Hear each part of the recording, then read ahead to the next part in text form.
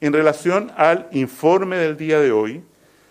reportamos 392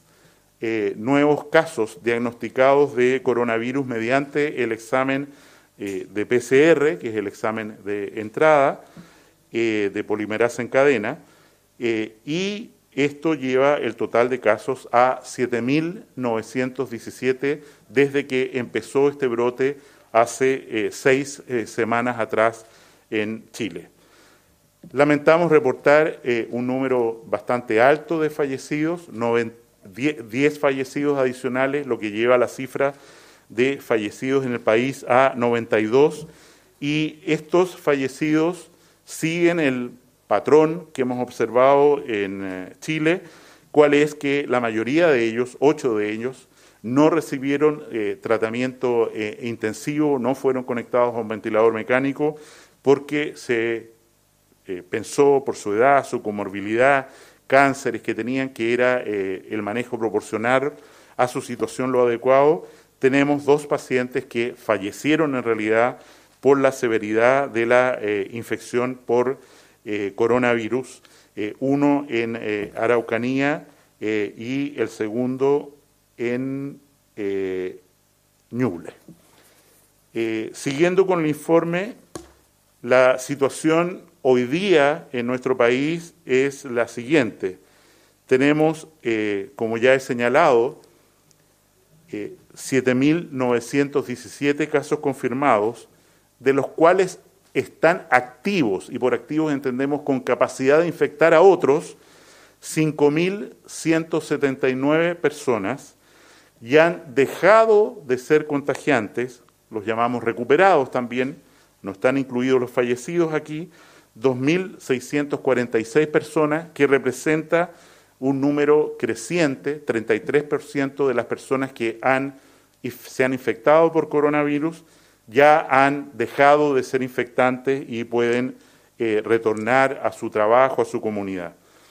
Es bien importante señalar que este número va a seguir aumentando, por supuesto, de casos recuperados, y es a ellos a quienes se les va a entregar un certificado, un carnet de alta a través de sus celulares para que queden exentos de las medidas de aislamiento, cuarentena o las que fueran. Este número va a crecer rápidamente durante las próximas semanas e insistimos, representa una enorme oportunidad de que personas, por ejemplo, que trabajan en el sector salud, que pueden ayudar a su comunidad, que pueden ir a hacer compras por otro, que pueden asistir a un adulto mayor que hasta ahora está en cuarentena después de los 80 años, puedan recibir asistencia de estas personas que van a ser en realidad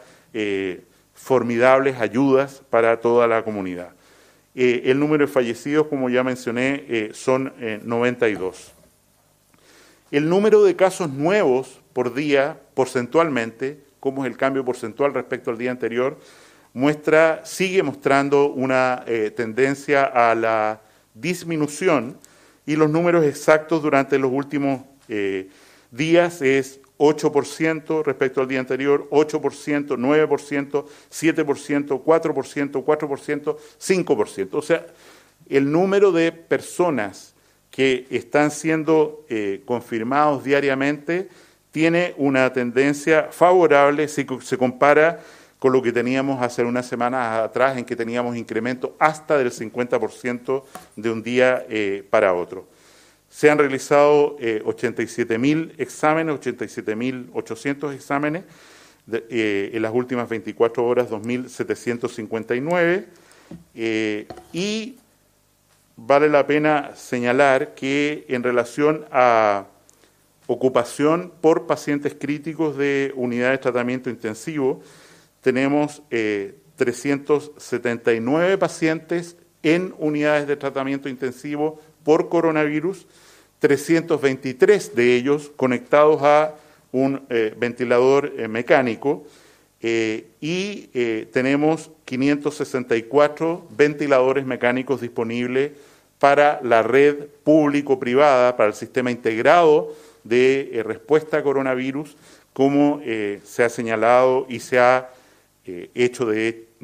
legal mediante decretos que ha emitido el Ministerio de Salud. La proporción de fallecidos mayores de 70 años sigue mostrando un incremento, vamos en 76 y algo por ciento de los fallecidos pertenecen a ese grupo etario. Y lo último que quiero señalar, por instrucciones del presidente de la República, es cuáles son las medidas que se anuncian hoy día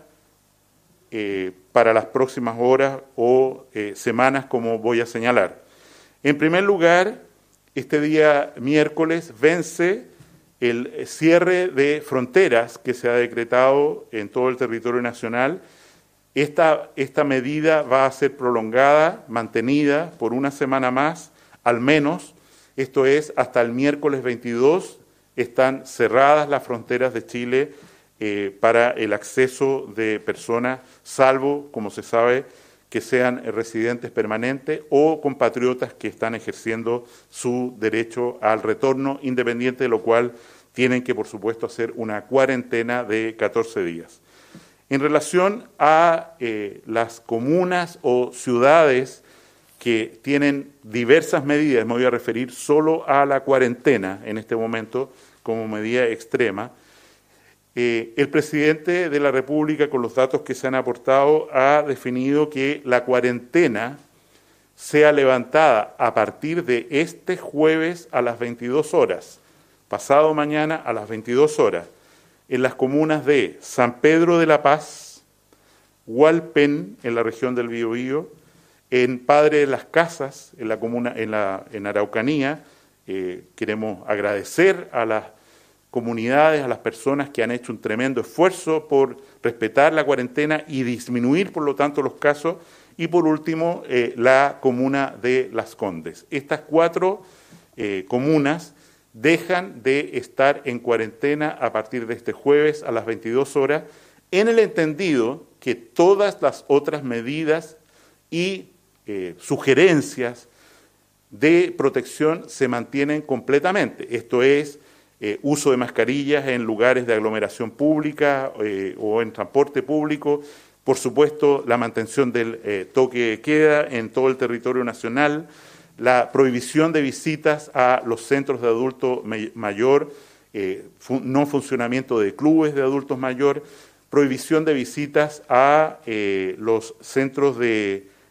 niños, del CENAME en particular.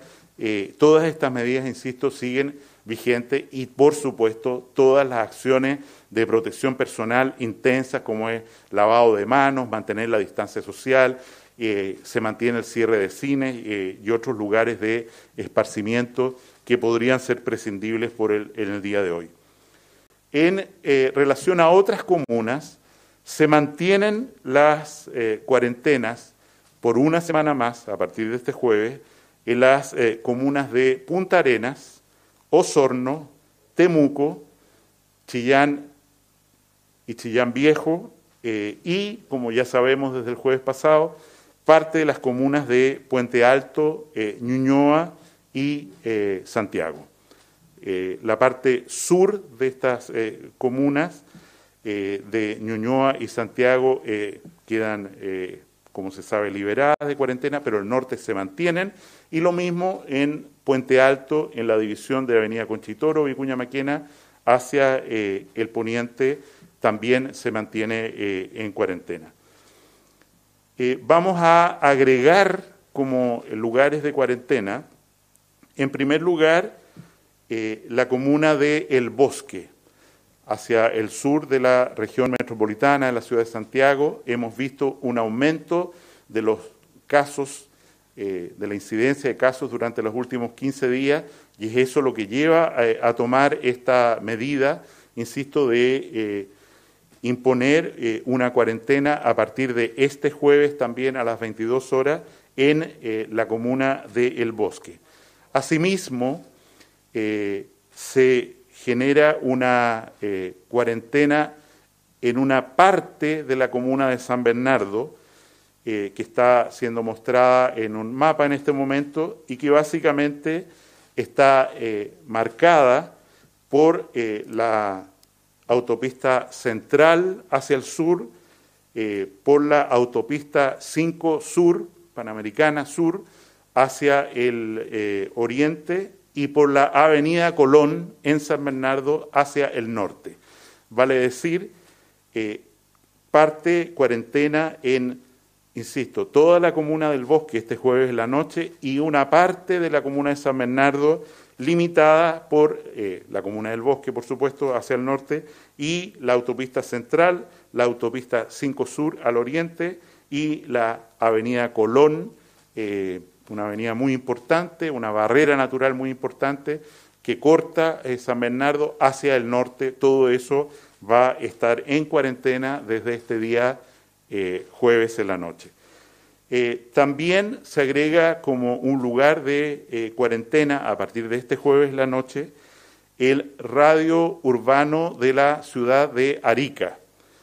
Básicamente todo lo que está al interior y al poniente de la circunvalación que recorre el radio urbano, que bordea el radio urbano de la ciudad de Arica, excepto un pequeño agregado donde hay un foco importante de infección y de densidad demográfica que se muestra en el mapa. Estos aspectos o este detalle va a ser explicado un poco más tarde, ya con mayor fineza, por la subsecretaria Martorell y por la ministra Carla Rubilar, como ha sido habitual para que haya una mejor comprensión de exactamente cómo van a funcionar y dónde van a funcionar estas cuarentenas. Insisto en el aspecto de que aquellas comunas o lugares que han dejado de estar en cuarentena o van a dejar este jueves, tienen que mantener medidas de control muy importantes. Y en segundo lugar, como va a ser explicado también, hay que entender que aquellos lugares que entran en cuarentena no pueden salir de sus casas a menos que cuenten con un permiso específico entregado presencialmente en una comisaría o virtualmente a través también de Carabineros de Chile, aspectos que en una comuna en la que no, en un lugar donde no había cuarentena, no está a lo mejor suficientemente claro, y por eso me permito recordarlo que solo excepcionalmente se puede salir del domicilio con un permiso entregado por Carabineros de Chile. Evidentemente, para terminar, antes de las preguntas, la batalla contra este enemigo, coronavirus, está siendo muy dura en todo el mundo. Creo que las medidas de cuarentena dinámicas, muy tácticas, estratégicas que se han impuesto en Chile es una medida que va en el sentido correcto y que permite, ¿no es cierto?, que los números que estamos observando sean mucho menores de los que en algún momento se supuso iba a tener nuestro país de infectados y lo peor, por supuesto, de fallecidos. Acentúo esto señalando que la experiencia que hemos vivido hasta hoy es que la cuarentena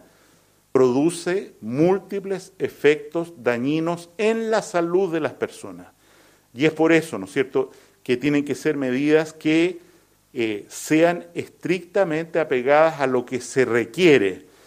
Hay aumento de la violencia familiar, intrafamiliar, múltiples denuncias ya, hay aumento de la violencia contra los niños y la mujer particularmente, hay aumento del consumo de alcohol, hay recaída en el consumo de drogas y, por supuesto, aparecen dificultades muy importantes que están siendo ya manifestadas por alcaldes de diversas comunas para que las personas tengan sus insumos básicos para alimentarse, para hacer el aseo, en fin. Y en ese sentido hay que entender que las medidas de insistir o aligerar una cuarentena tienen motivaciones sanitarias que hay que comprender para ver cómo se mueven, ¿no es cierto?, estas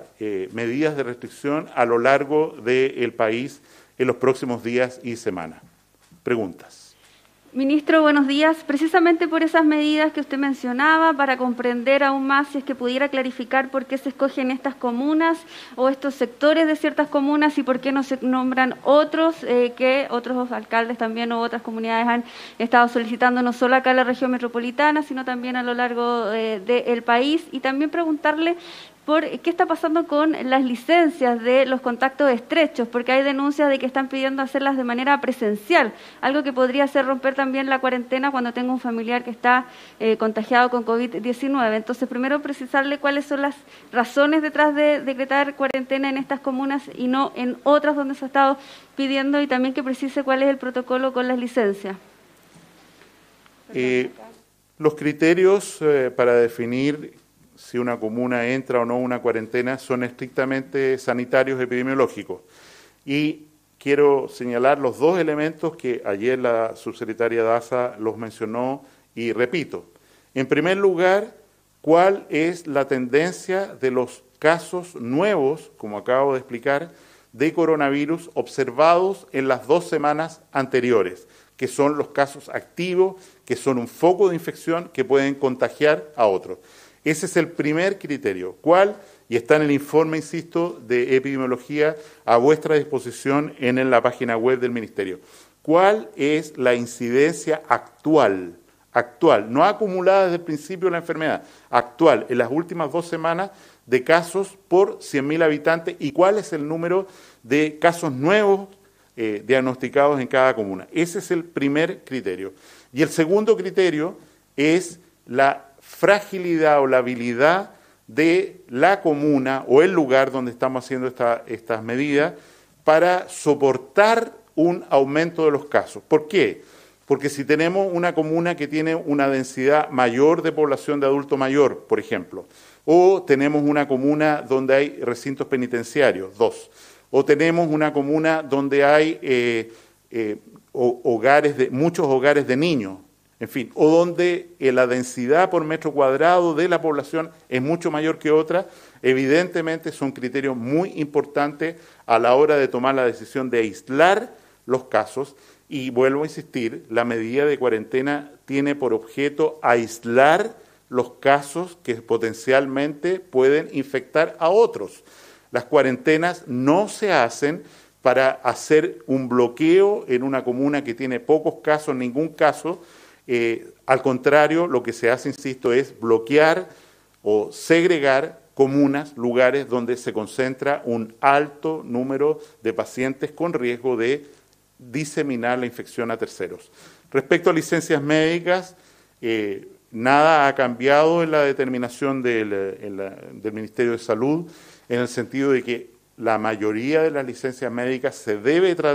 tramitar por vía electrónica. El 90% de las licencias médicas está ocurriendo así en el país, y no conozco ninguna indicación, ni la habríamos dado nosotros tampoco como Ministerio de Salud, respecto a que hay que hacer un acto presencial para validar una licencia médica. Al contrario, seguimos prefiriendo, por supuesto, que la gente no concurra y que haga todos estos trámites por vía digital. Ministro, buenos días. Primero, solicitarle que precise qué va a pasar con la comuna de Nueva Imperial, que no la mencionó en su reporte, y también en otro tema, 6 matronas del Hospital Sotero del Río fueron diagnosticadas con coronavirus. En ese sentido, ¿en qué zonas del país se está considerando el traslado de personal médico, ya sea porque los funcionarios se están contagiando o porque se necesita personal especializado para, por ejemplo, el manejo de ventiladores médicos? Y sobre esto último, hay una solicitud de médicos chilenos que estudiaron afuera que están pidiendo justamente que se convaliden sus títulos para poder apoyar justamente con el manejo de estos ventiladores. En relación a lo primero,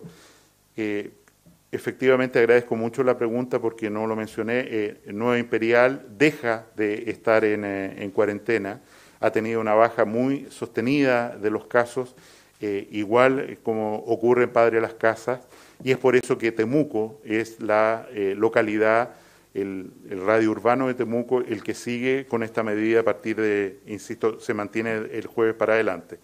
Entonces, corrijo y agrego, gracias a su pregunta, que la comuna de Nueva Imperial no va a seguir en cuarentena a partir de este jueves. En relación a contratación, evidentemente esta epidemia ha producido una merma en los recursos humanos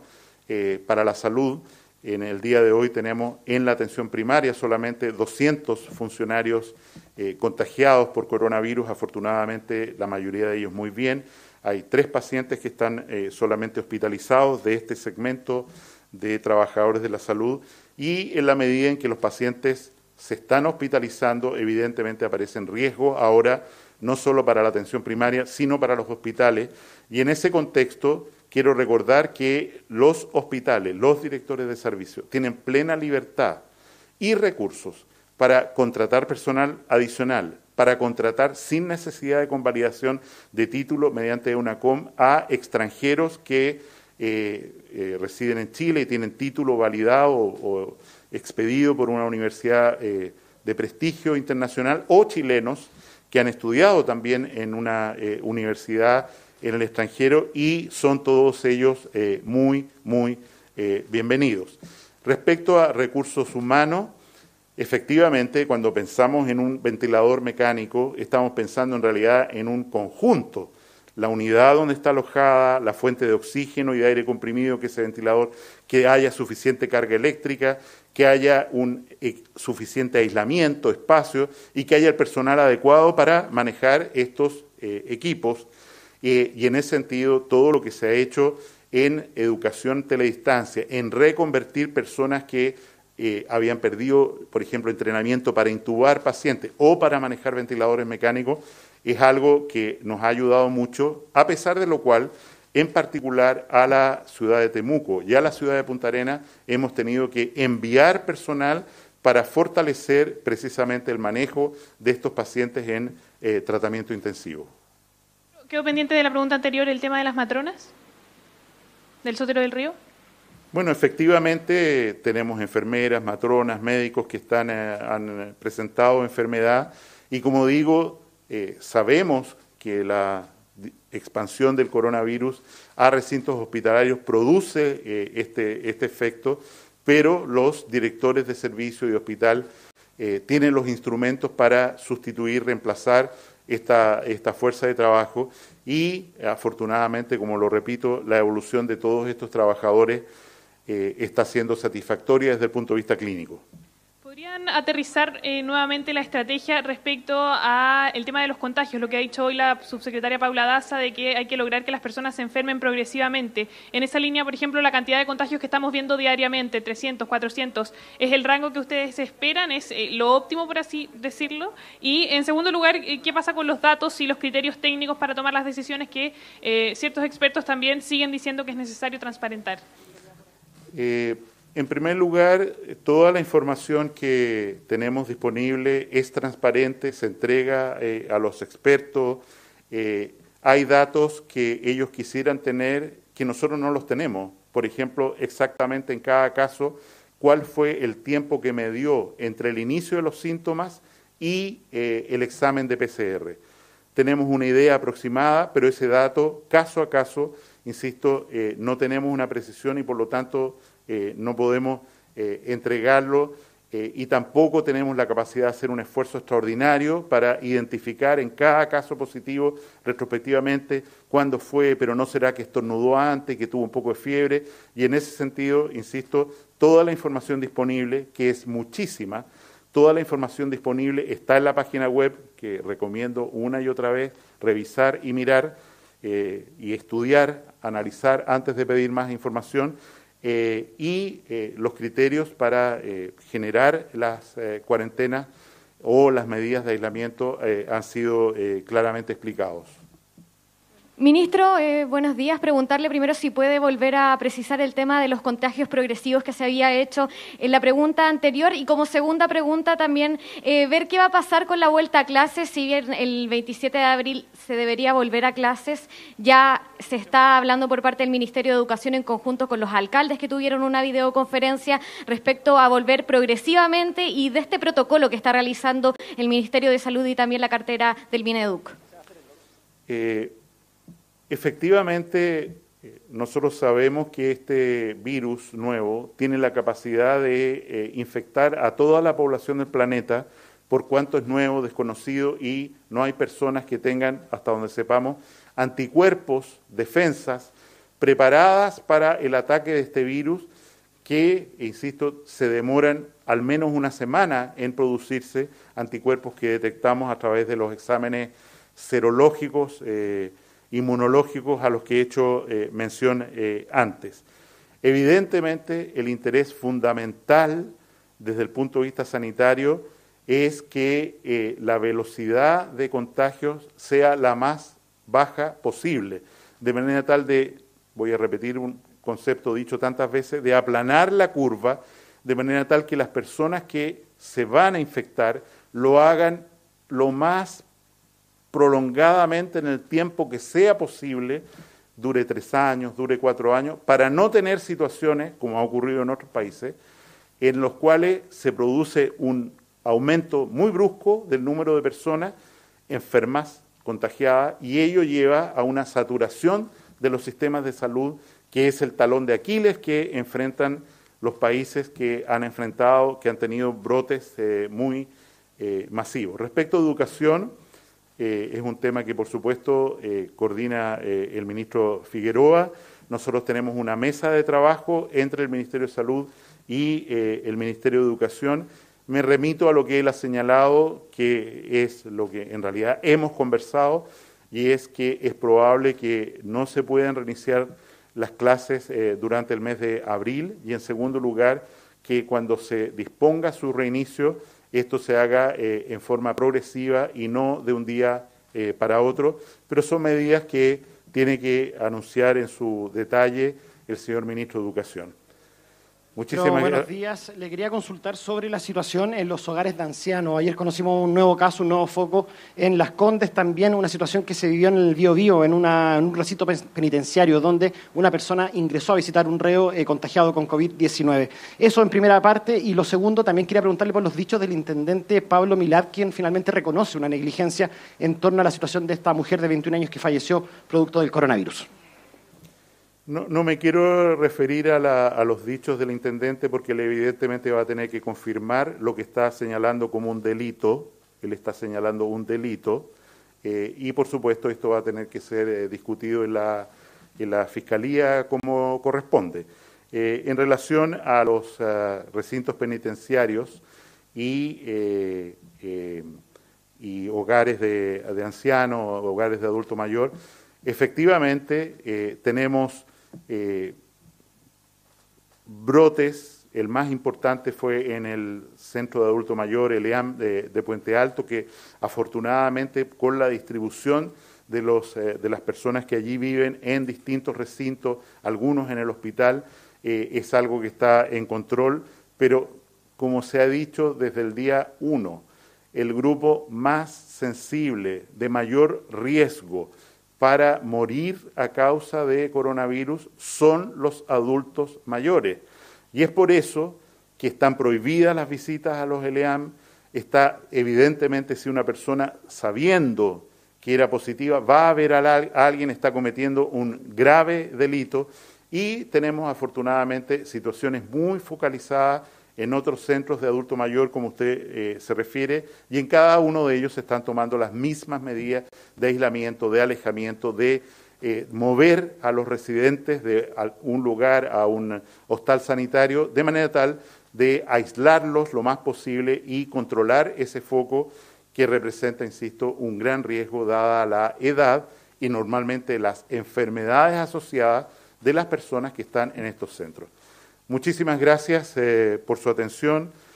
Vuelvo a insistir, recurran a las fuentes de información oficiales que están a vuestra disposición en la página web del Ministerio de Salud, en la unidad de epidemiología del Ministerio de Salud.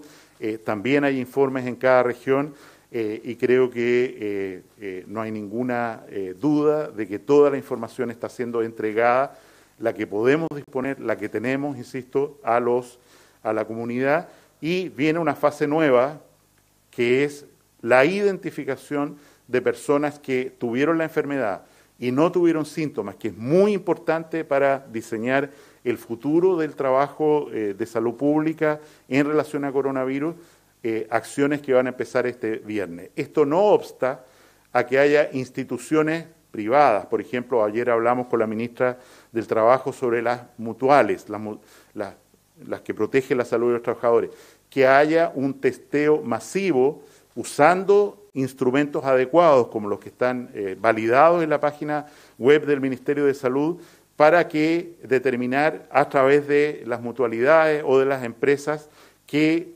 porcentaje de la población de trabajadores, por ejemplo, o de escolares, ha dejado de